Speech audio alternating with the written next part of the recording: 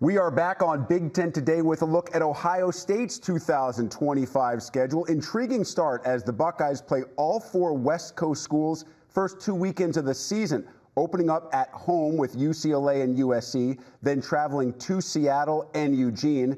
In addition to the annual two-play with Michigan, Ohio State also faces Penn State twice at home end of October, on the road middle of November, and finishing up on the road as well with one of the preseason favorites with a trip to Lincoln to face Nebraska. Flynn Oldenburg, head coach of the Buckeyes, joins us now for today's big interview. Hey, Jen, I know there is no such thing as a perfect schedule. Every coach would say that. So when you look at the schedule, ideally, what would you like to see? I think it's a perfect schedule. I'm just joking. I think when we look at this, we look at our opponents. When are we facing them? A big thing we look at is when is football home at opposing institutions, just to plan for travel. But I look at the balance of it. Who do we play? When do we play them? At what time of the year? Our two plays are mixed in. I think all those are interesting factors when we're looking at it, when we get a whole scope of it, the first time we get a glance at it. And so this is the second year that we are in this expanded Big Ten with a little bit of additional West Coast travel. As you look back on last year, what kind of met your expectations, and what, if anything, was a little bit different than you expected?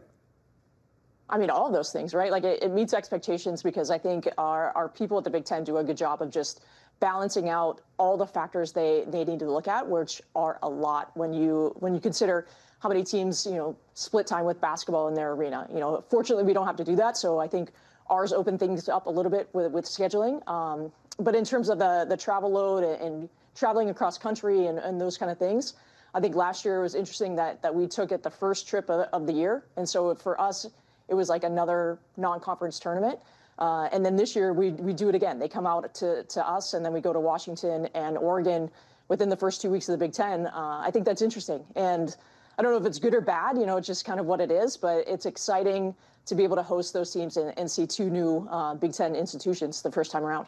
Well, I do want to follow up on that because as a coach, I know you're already looking at those first couple of weekends. Do you start to think about what the benefits and on the flip side, what the challenges of a schedule like that is with the two West Coast teams at home and then a quick road trip out to the West Coast? Yeah, I think for us, we changed non-conference a little bit. We're not traveling as far as we typically do or have been in the past. And so maybe more local tournaments, more drives than commercial flights or even charter flights that we've seen in non-conference so that we could balance out that schedule. And I like traveling out west early. We're not doing that later in the year where it may, affect some of the sleep and the recovery that we're looking for, regardless of who we're playing in the Big Ten and what time of year. Those are always factors we're looking into. But to have that West Coast trip done early in the season, I think that benefits us in the long run. On the back end of that trip, you come back home to face a really good Purdue team, but it's actually a Thursday night game, so it's kind of a quick turn. It's 5 days. How do you prepare for a quick turnaround like that when you're going to face a really good team, which I know is more often the case than not in this league? Yeah, 5 days is better than 3 days. Sometimes we're used to a Sunday match and come back and play on a Wednesday against a great opponent. So to have a little bit of extra time there isn't the worst thing. I like Thursday nights. It's something different. TV hasn't been released, but wink, wink. Come on, Big Ten, put us on that night. But I think it's good for our schedule just because everything changes with adding all these teams, and you have to be prepared regardless of what night it is of the week and how many days of prep prior. How great can you be with a turnaround? How great can your scouting reports be? And then you have to go compete. I mentioned that you will play in two of the toughest venues, not just in the Big Ten, but in the entire country. With a two-play against Penn State means you travel to defending national champions. You also travel to Nebraska at the end of the year. What is it like for players, for coaches to play in venues like that you know are going to be absolutely electric? I mean, that's the best part of the Big Ten is that you have to come to compete, regardless of where you're playing. But to play in venues like that where they sell out and the fans are loud and they're into the sport, I think that's great for all of us. I think as a player, I didn't play at Devaney, but I played at Penn State all 4 years, and it's one of my favorite places to play as a coach the same way. The bigger the environment, the better we have to play and the better we have to compete. And, we have players here that are excited for that challenge.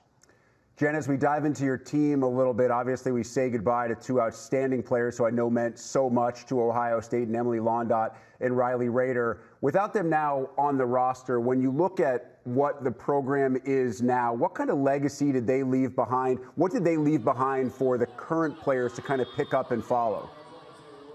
Yeah, I mean, they were role models. They played in almost every match when they were here. They worked hard. I think they showed how much being a Buckeye meant to them, staying around for a fifth year. And, you know, I think the connections they have with our current players, with each other, I think that's something that's going to be there for a long time. And so for our younger players to learn from them for a couple of years and now move into their shoes and take the lead, I think it's an exciting time.